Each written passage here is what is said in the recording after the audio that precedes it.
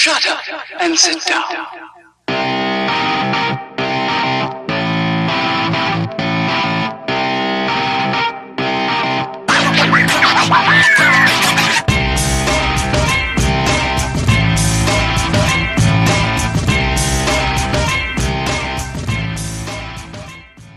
What up, freaks? It's TechChucker here, and I've got a little bit of a tutorial video for you today. So you saw my little Deadpool. He is up on a little action figure stand, and I kind of wanted to show you guys how I made those. Now, there's plenty of other videos out there where people show you how to make these cheap little, hanger videos or hanger stands. But I figured, you know what? Let's go ahead and do one myself.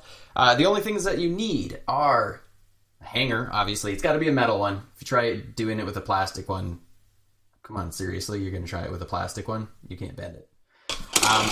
I like to have a little piece of sandpaper. This is like 220 grit, nothing too spectacular.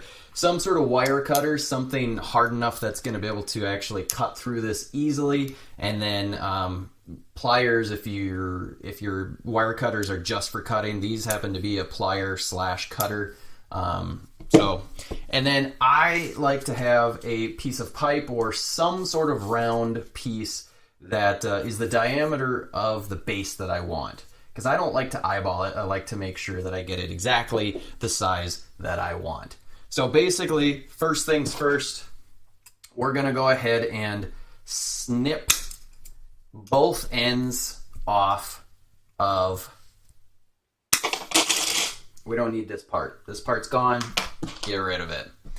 Next up is, I like to, some of these have some sort of little coating on them, and I like to get it down to a silver, just the metal, because I just prefer that, especially if it's a older used hanger. There might be some nicks in whatever paint is on there, so go ahead and just sand that off. Be careful, because as you do that, it's going to start getting hot, so your fingers might burn, so just be aware of that. Straighten it out so it gets easier to sand. Now, depending on the length that you're going to make, you don't necessarily need all of this, so you may not need to sand all of it. So you can either sand it before or after. I like to sand somewhat before while it's all straight. It's up to you. Okay, so let's see if you can actually see this. So, you're probably not going to be able to see it, but they're basically silver and kind of a greenish weird color. So, I don't know, I prefer to start with silver. Because I think it looks nicer. So try and get it as straight as you possibly can, just so that you're working with the straightest piece possible, because it'll bend a lot smoother that way. Okay, so next up, grab your pipe or whatever it happens to be, and those big Maglite flashlights, those might work. They're a little bit narrower in diameter, but that's okay. The taller your stand, probably a little bit wider of a base. I'm going to do a slightly taller one for this, and basically just go ahead and bend it along your round surface. Being careful to try and bend it as straight as you can. Now, the end of this, you may need to bend slightly manually. So you see, that's a fairly nice circle. This end piece is obviously not rounded as much as I'd like. So I'm just going to go ahead and bend that manually. Okay, so your base, that's a little bit large, so what I'm going to do is I'm just going to go ahead and squish it down just a little bit so it's not quite so huge. I lost my normal round piece. But there you go. You've got your base. This is pretty big. I'm going to go kind of tall.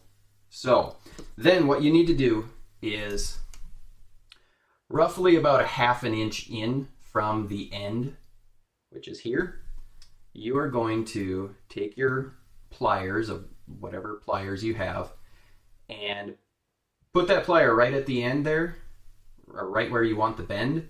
You're going to bend it up so that you get a nice 90-degree angle. Straighten anything out if it got a little bit bent. So now you got, boom, straight. Awesome. Okay, you're almost done. You are almost done. How tall do you want it to be? Now you can be particular and measure, but I'm not going to be all that particular. I'm just going to go ahead and eyeball it. I want this stand to be fairly tall, so I might go up about here, which is going to be roughly, oh, look at that, 7 inches on the dot. Go ahead and snip that off.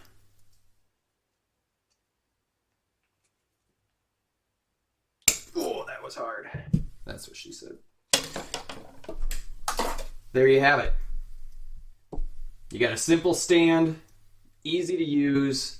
Now the one thing, you will want to make sure that it is flat so it doesn't kind of wobble around, and that you might have to, you know, kind of wiggle it around, wobble it around, bend it out a little bit just to make sure that it is perfectly straight.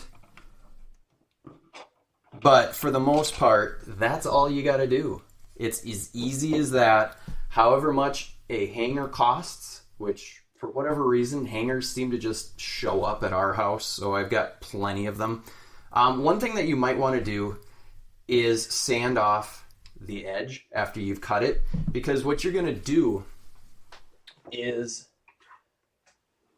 you're going to take that piece and you're going to likely shove it up into the character's butt.